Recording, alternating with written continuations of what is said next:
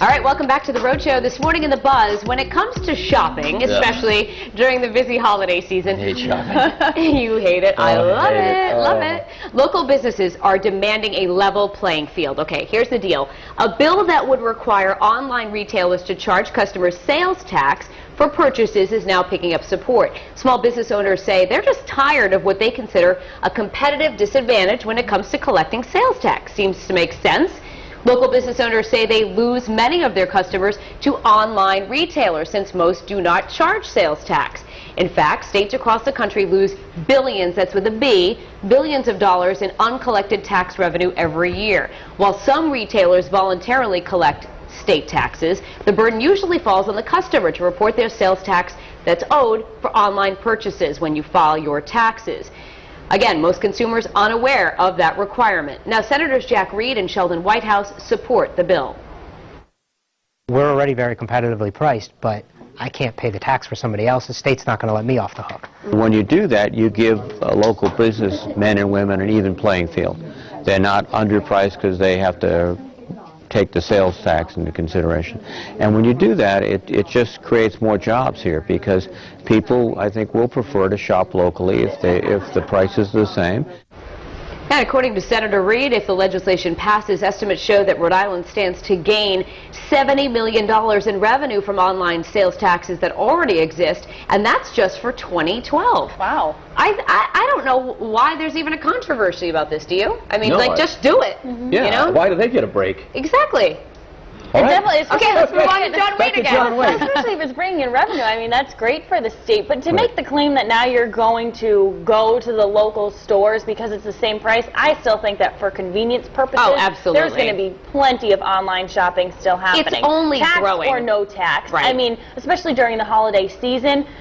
Think about the traffic and the crowds and the lines of people. You can easily just sit at home, click a button, and when you're comparing prices too, I think you can just pull up multiple windows rather than driving store to store. I think the right way to do it, at least for me and for a lot of people, I think, is like a hybrid. A little bit of the in-person shopping, a little bit of the online. Because I feel like online sometimes, especially with clothes and stuff, it's tough to just look at a picture. You know, you got to try it on. And for gifts and stuff too, I still think there's something to be said. You got to go in person sometimes. That's how I am. I am old school. I do not shop online. I never have. And well, I should say never. You know, a few things here or there, but the bulk of what I do is, you know, usually on the 24th of December, right around noon, and I go out to the stores. But that's just how I do it, and I've always done that. It's kind of like old school, trying to break out of the mold of doing it you know, the old-fashioned way. Not that I have a lot of shopping. In a way, I kind of like the crowds of people. I do too. If you're in the right mood. To a certain extent, for sure. Not every single day, not every single time I'm going shopping, but if it's, especially holiday season, that's part of it. Have her coffee and, you know, and my scarf and my little bag and you just finding my deals. And I do one for you, one for me, one for you, one for me. I like doing that, especially Black Friday. Although I do have to admit, I know we're not fussing about this, but starting Black Friday on Thursday is just wrong. Yeah, I agree. Keep the holiday the holiday. Let's enjoy Thanksgiving. Don't you think? Yeah, we got plenty of time to do the shopping. Yeah, exactly. All right, Courtney, what do you think?